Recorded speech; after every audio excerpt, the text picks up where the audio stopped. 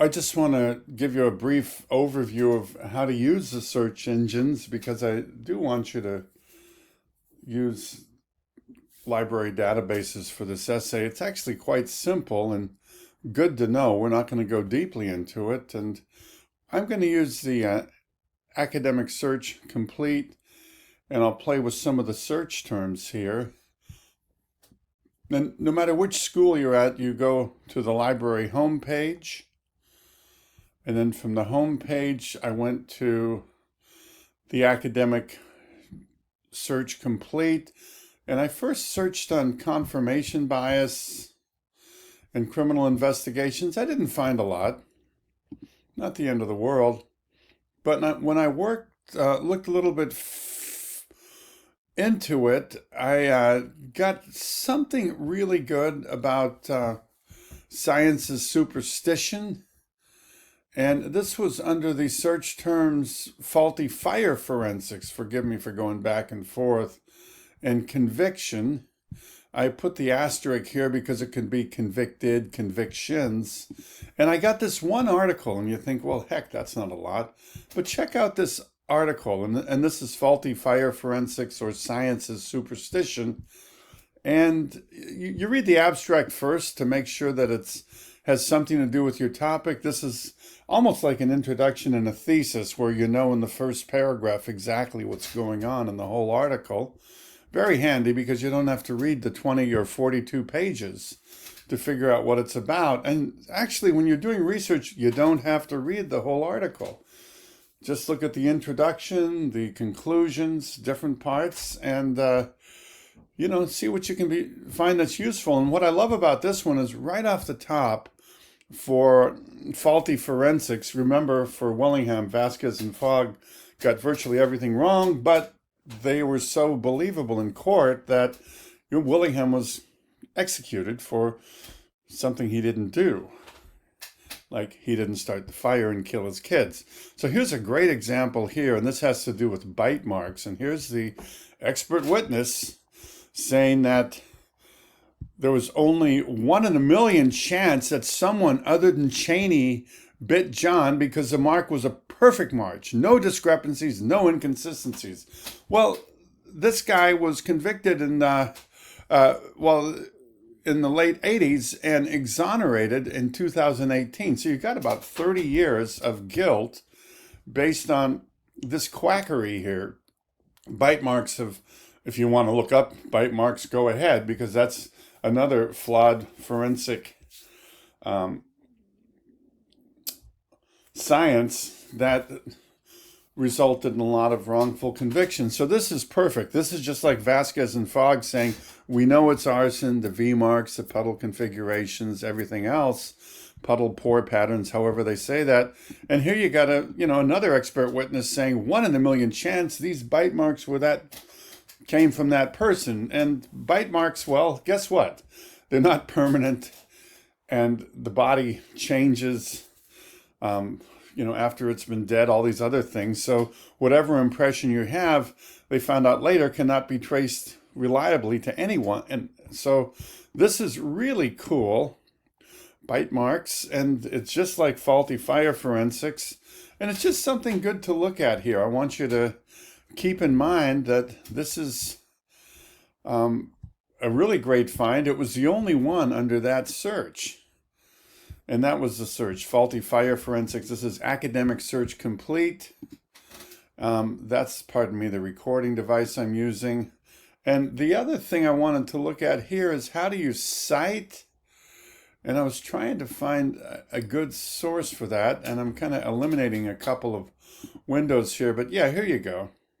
I searched for the David Gran article, mostly because I wanted to cite it.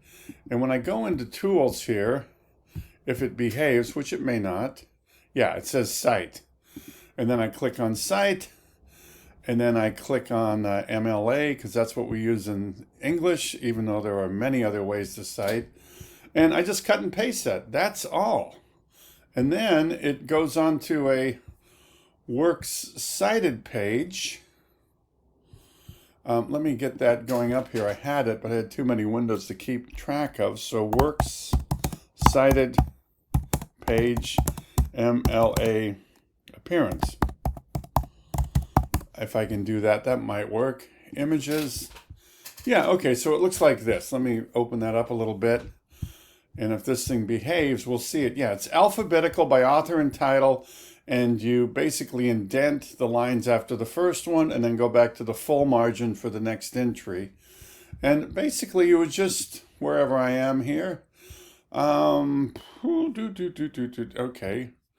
MLA 9th edition, trial by fire. I just did that. I don't know where it went, but anyway, you get the citation. I can do it again, I guess, and see if I can do this cite. Okay.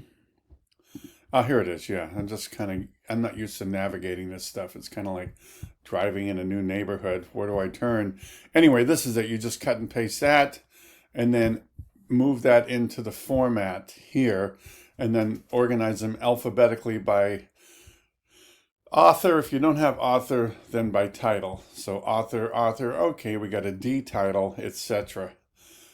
And that should be it. So I want you to use the databases. I want you to experiment around with some of the search terms. Heck, you could even look at bite marks if you wanted and see what happens with that. Another one you might remember, I think I mentioned it earlier, is, but maybe not, tough to keep it all straight, is hair analysis.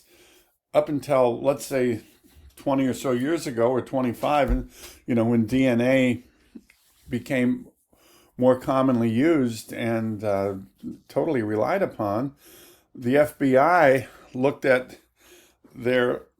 tested their hair analysis. They used to have hair analysis experts, and they found out 24 out of 25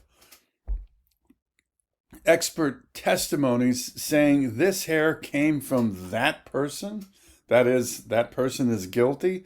Much like our good friend with the bite marks saying, wherever that is, that 1 in a million chance that this bite mark came from somebody else, 1 in a million chance this hair came from somebody else. Well, 24 out of 25 were wrong based on DNA.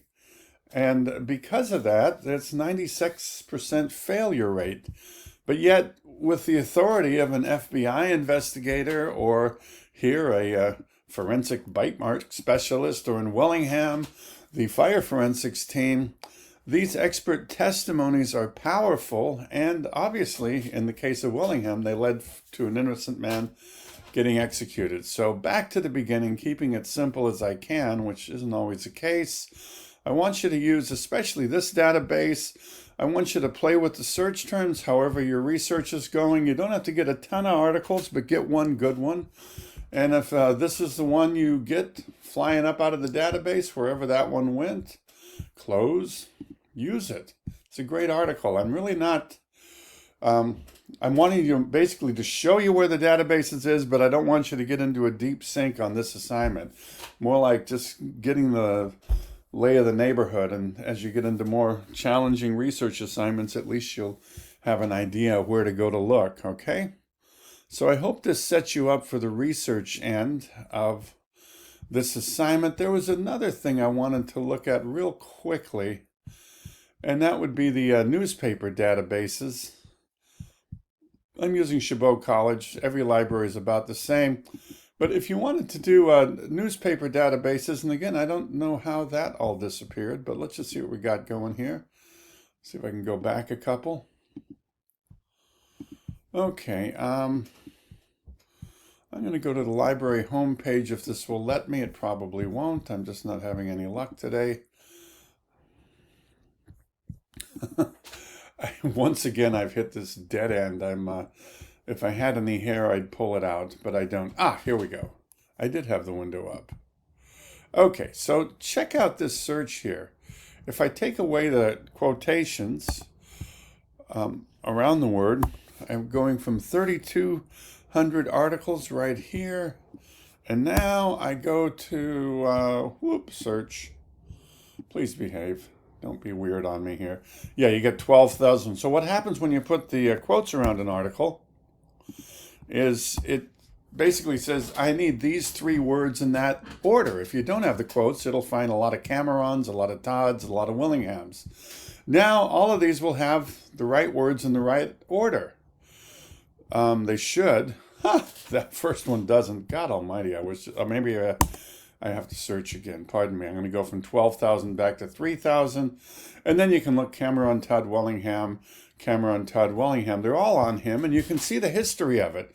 Small town in Texas, nobody gave a rip. 1999, 1990. It's like, who cares about Corsicana? 2000 to 2009, quite a bit of interest here. As you know, after he was executed, shortly after, the Texas Forensic Sciences Committee basically reported to the governor that you killed an innocent man. And then right around 2005 or 6, there's just a flurry of articles about him. And then in the last decade, 10 to 19, he becomes sort of a test case for many other wrongful convictions based on faulty forensics, a lot of copy. And I guess, 2020 to today, he's kind of fallen off the radar. But great to find just a couple of other articles that really can supplant what you have from the academic articles, like the one we just looked at, wherever the heck it is. And keep in mind, the academic articles have a higher level of scrutiny. They're peer-reviewed. That means people can't just talk off the cuff. Everything they say has to be defensible and supported by fact.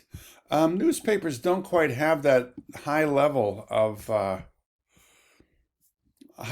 scrutiny, though they can be quite good. So that's about it. If you can get something out of the Academic Search Premier and then out of a Newsbank database, that would be enough just to show that you know how to navigate around and find things in the databases, get some articles that kind of relate to your theme and the story. And that's the main goal here, just to get the navigation down and know where you're at. I hope this helps you understand the research end.